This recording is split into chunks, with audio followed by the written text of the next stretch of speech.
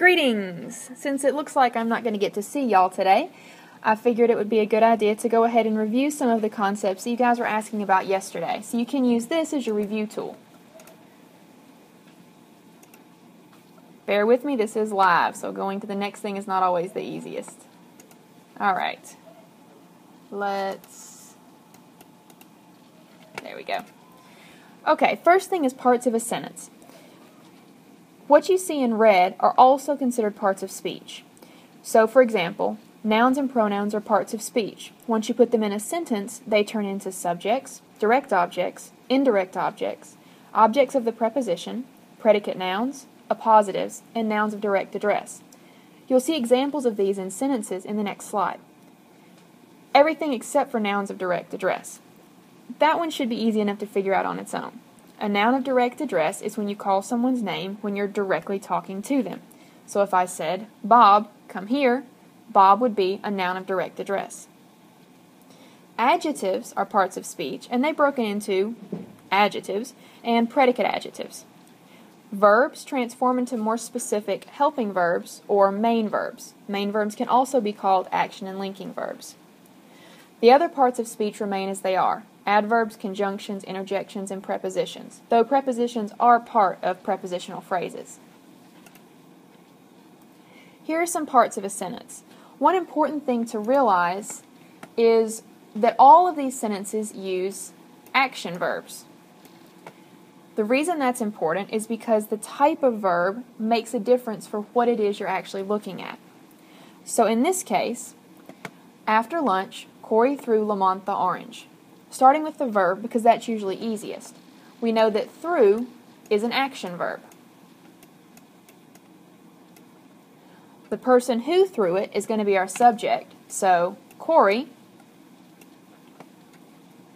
And if you guys remember, the thing that receives the action is called the what? I hope you said direct object, because that's correct. The thing that the action is done to, or that receives the action, is the direct object. So, Corey threw what? He didn't throw Lamont, he threw the orange. So, orange is our direct object. Now, who ended up with the orange? Lamont. The person who gets the direct object is the indirect object. So Lamont would be our indirect object. We have one other noun in the sentence that we can label, so let's go ahead and do that. The last noun is lunch. And if you look, after lunch, those go together to form a prepositional phrase is right. The first word is going to be the preposition, after, about, above, across, after, against, along. And then the noun is the object of the preposition. The last word we have is the, and we know that the is an article which falls under adjectives.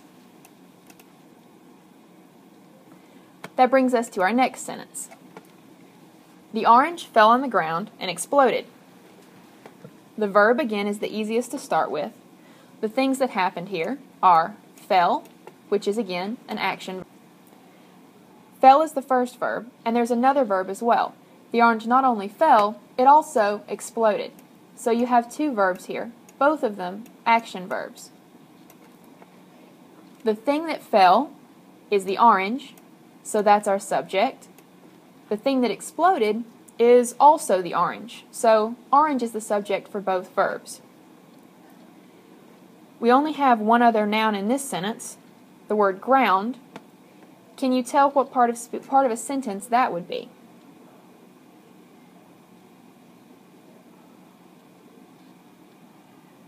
If you look around it, you'll notice on. On the ground goes together. On would be a preposition. Ground would be the object of the preposition. The these are again your adjectives.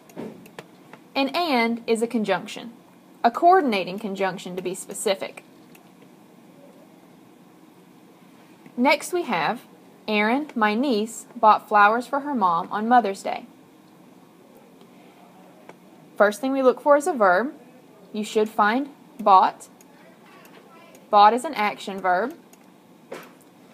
The subject would be Aaron.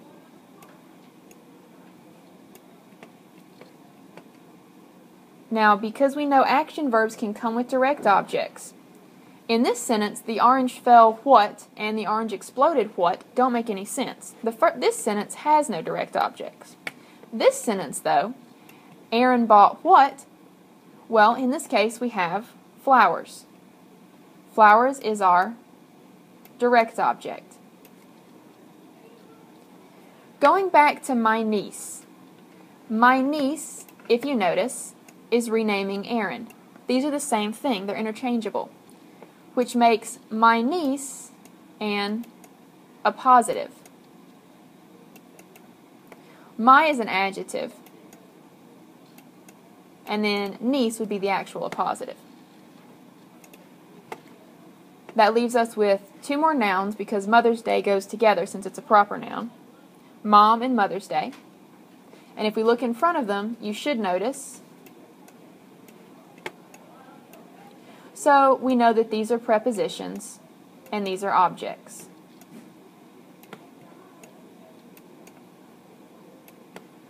Her is describing mom, which makes it an adjective.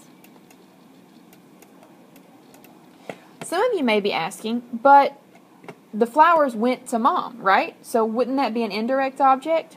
Well, you're right. It would be an object of a preposition and an indirect object in this case. It's the only part of speech that can actually have two different jobs. Object of preposition and indirect. It's an exception to the rule. These are all the examples we have of action verbs. Let's go ahead and look at the parts of a sentence when you deal with linking verbs.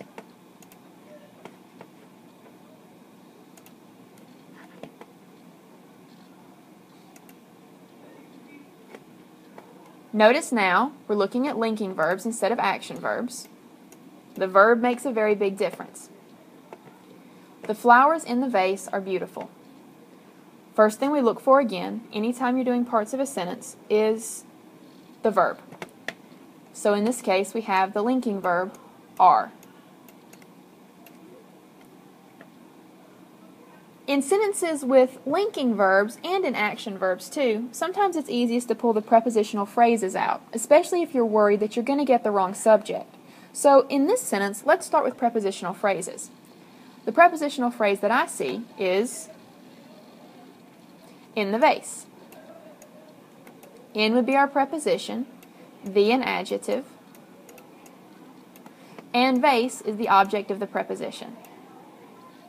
Now, since objects of prepositions can't be subjects, the things that are beautiful are not the vase. First of all, that's singular. The things that are beautiful are the flowers. So flowers is our subject.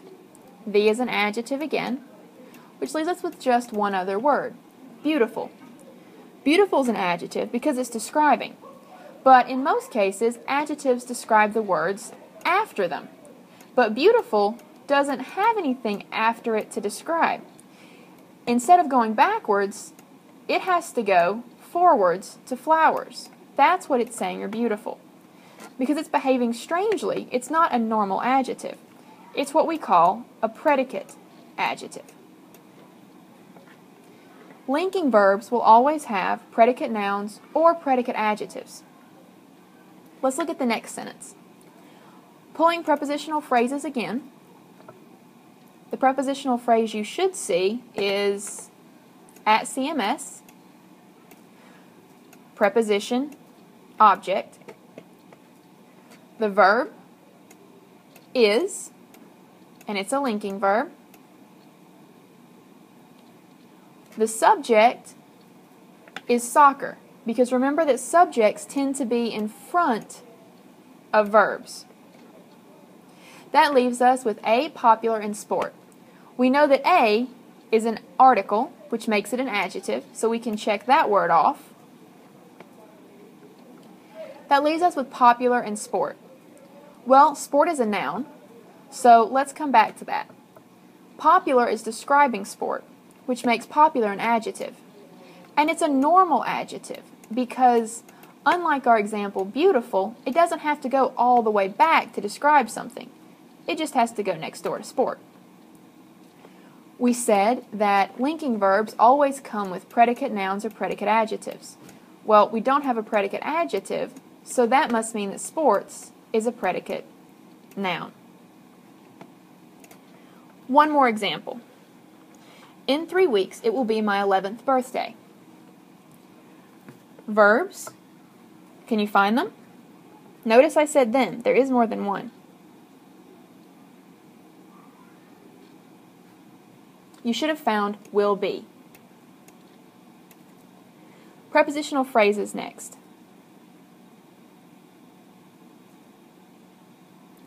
In 3 weeks.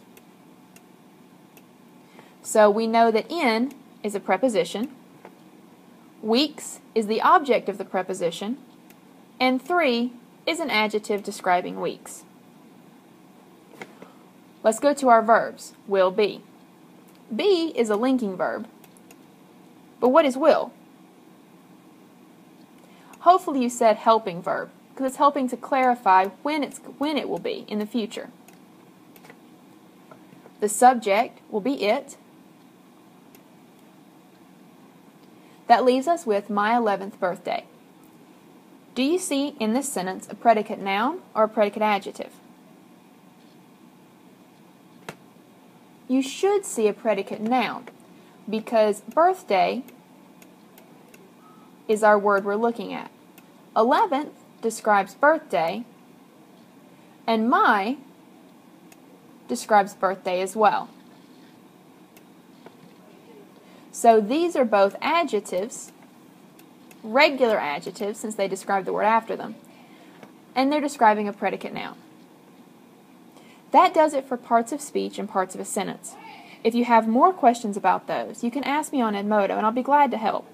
But I hope this gave you a good overview. In the next section, we'll look at some of the other questions that you all had.